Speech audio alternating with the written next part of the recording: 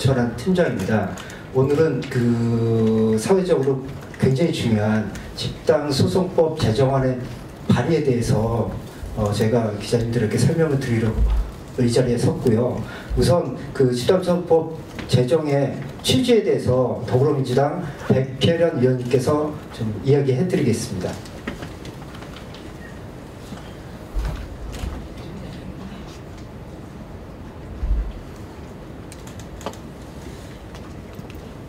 네, 더불어민주당 백혜련 의원입니다. 오늘은 대변인 자격이 아니라 법사위 소속 의원으로 이 자리에 섰는데요. 그동안 정말 우리 사회적으로 너무나 많은 일들이 일어났습니다. 특히 가습기 살균제 피해자들 사건, 그리고 최근에 계속 불거지고 있는 생리대라든지 여러 가지 소비자들의 권익과 같은 많은 사건들이 일어나고 있습니다. 그럼에도 불구하고 이렇게 침해된 권리들을 구제할 수 있는 제도들은 아직도 너무도 부족한 상태입니다.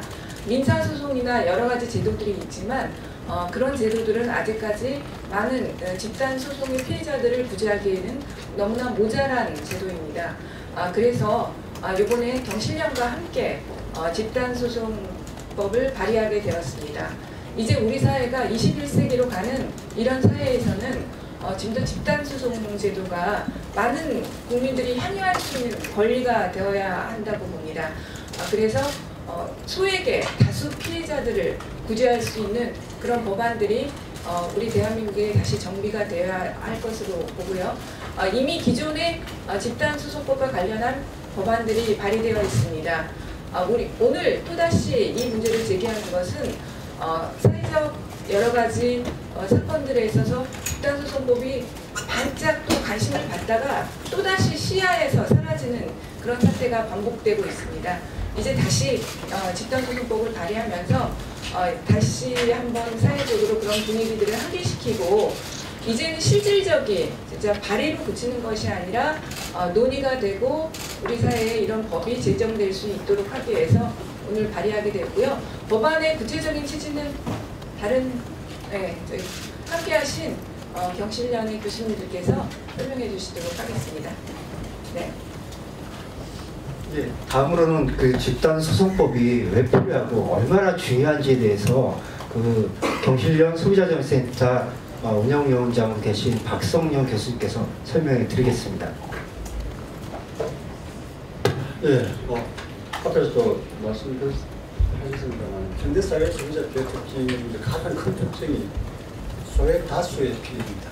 소액이고 다수. 그래서 직접 소비자 피해를 입은 소비자 당사자들도 금액이 소액이기 때문에 귀찮아서 시간적 여유가 없어서 자기가 피해를 당하게 된 구제를 신청을 하지를 않습니다. 그러다 보니 일반 기업들 중에서도 불법행위를 저지른 기업들은 잘해야 문제는 불법행위를 해서 손해를 야기한 금액에 대해서 모든 소비자들이 다 구제 신청을 해서 다 구제를 해주게 되는 경우입니다. 그렇지 않으면 이익이죠. 그래서 이게 사회 전체적으로 보면 굉장히 정의적인 차원에서 맞죠. 두 번째, 소비자 개인 입장에서도 시간이 없어서 아니면 이런 사람들은 피해를 직접 받을 수가 없습니다. 그래서 개인 소비자 측면에서 피해 구제를 보다 더 쉽게 받을 수 있게 할 수도 있고, 사회 정의 차원에서도 피해를 야기한 그 사업자에게 그에 걸만 부담을 반드시 부담하도록 합니다. 이것이 굉장히 중요한 점입니다. 그래서 집단 소송에는 바로 이러한 측면에서 굉장히 중요한 점입니다. 라는 것을 말씀드리겠습니다. 예, 다음으로는 오늘 백혜련 의원께서 대표 발의하신 집단소송법 발의를 지지해 주기 위해서 오셨는데요. 가습기 살균제 전국 네트워크에서 활동하시는 최예영 환경보건시민센터 소장님께서 지지 발언 해주시겠습니다. 네, 안녕하십니까. 환경보건시민센터의 최예영입니다. 가습기 살균제 참사의 피해 신고자가 지난주 금요일 11월 24일자로 5,900명이 넘었습니다. 그중에 사망자는 1,281명. 이제 곧 피해 신고자가 6,000명, 사망자가 1,300명에 이릅니다. 하지만 이 숫자는 빙산의 일각입니다. 가습기 살균제를 사용한 사람이 300만에서 400만 명, 그 중에 10% 이상이 제품을 사용하고 병원 치료를 받은 30만 명에서 50만 명이 피해자입니다. 건강 피해자입니다. 이 많은 사람들이 지금 신고도 제대로 되지 않고 파악도 제대로 되지 않고 있습니다. 집단소송법과 같은 그런 제도가 필요한 이유입니다. 그리고 지난주에는 사회적 참사 진상규명을 위한 특별법이 제정되었습니다.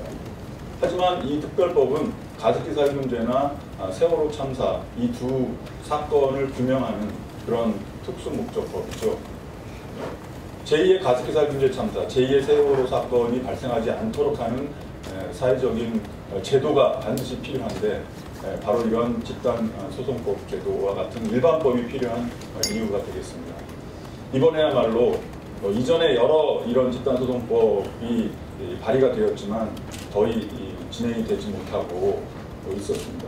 이번에야말로 제2의 가습기 살균제 참사가 발생되지 않도록 또는 유사한 사건이 발생했을 때 피해 대책이 신속하게 처리될 수 있도록 이 법이 반드시 통과될 수 있도록 관심을 가져주시기 바랍니다. 고맙습니다. 그 마지막으로 오늘 발의한 집단소송법 제정안에 대한 주요 내용에 대해서 그 조순열 그 경실련 시민권센터 위원님께서 설명해 주시겠습니다.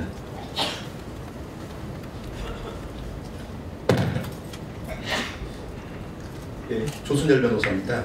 집단소송법 제정 목적은 공통의 이익을 가진 다수의 집단적인 분쟁을 효율적으로 처리하기 위해서 집단소송에 대한 특칙을 정하고 있는 것을 목적으로 합니다.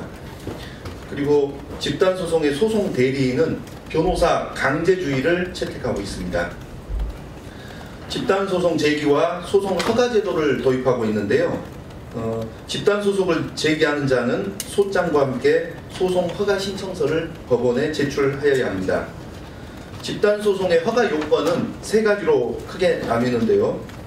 그 청구가 법률상 또는 사실상 주요한 쟁점을 공통으로 하고 집단소송이 총원의 권리실현이나 이익보호에 적합하고 효율적인 수단이어야 합니다. 그리고 구성원의 수가 50명 이상이어야 합니다. 집단소송의 허가 절차에 대해서는 법원에서 소제기가 적법한지에 대한 신문을 할 수 있고 직권으로 필요한 증거를 조사할 수 있습니다. 소송 허가 결정 기간을 3개월 이내로 정하고 있습니다. 종전 집단소송의 경우 이 허부 결정을 하지 않고 수년째 방치하면서 실질적으로 집단소송이 이루어지지 않는 점을 전례를 감안해서 3개월 이내 허부 여부를 결정하도록 하고 있고 결정을 하지 않으면 허가를 하는 걸로 규정을 하고 있습니다.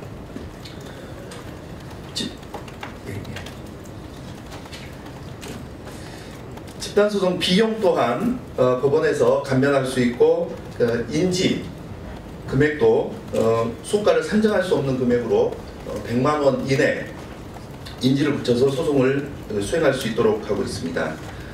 집단소송에서 제외되고자 한 자는 제외 신고 절차를 규정하고 있고요. 또 법원에서 직권 증거 조사를 할 수 있도록 하고 있습니다. 이 부분 상당히 중요한 부분인데요. 주장 답변에 대한 성명 특칙을 두고 있습니다. 소제기를 한 자는 개략적인 설명, 상대방은 구체적인 답변 해명을 하도록 하고 있고 구체적인 답변 해명을 하지 않을 경우에는 원고 측에서 주장하는 사실을 그대로 인정할 수 있는 규정을 두고 있습니다. 마지막으로 증거 조사에 대한 부분인데요. 통상적으로 입증 책임 전환 규정을 둘 건지 관심의 대상이 되고 있습니다만은 한 걸음 더 나아가고 있습니다. 문서 제출 명령을 하고 문서 송부 촉탁을 했을 때 정당한 이유 없이 거부를 하거나 응하지 않을 경우에는 대표 당사자의 주장을 진실로 인정할 수 있는 그런 규정을 두고 있습니다. 이상입니다. 제가 추가적으로 그러니까 이 법안에서 핵심적으로 그 다른 집단 소송과 다른 걸 말씀드리면요. 일단 이 집단 소송에서 항상 인지대가 문제가 됩니다. 그래서 많은 소송 당사자들이 그 인지대를 안 내면 소송할 수 없는 그런 부분들이 있는데 이 부분들은 소가에 있어서 100만 원 이내로 할 수 있는 부분들이 굉장히 참신한 그 안이라고 볼 수 있고요. 입증 책임에 의해서 강력한 그 당사자가 해명하지 못하면 입증이 안 된 것으로 보는 그런 강력한 조항들이 있다는 점 말씀드리겠습니다. 예, 그 문재인 대통령은 집단소송법을 제정하겠다, 도입하겠다라고 이미 약속을 했습니다. 그리고 지난 대통령 선거 때 여야 주요 후보 모두 집단소송을 도입하겠다고 공약을 이미 밝힌 바가 있습니다. 그래서 이번 20대 국회 내에서 꼭 집단소송법이 도입되고 실질적으로 집단적 피해를 보신 분들의 도움을 받고 더 중요한 그런 피해가 반복되지 않도록 백혜련 의원님과 심사재 경실련은 열심히 노력할 예정입니다. 이상으로 기자회견을 마치겠습니다. 감사합니다.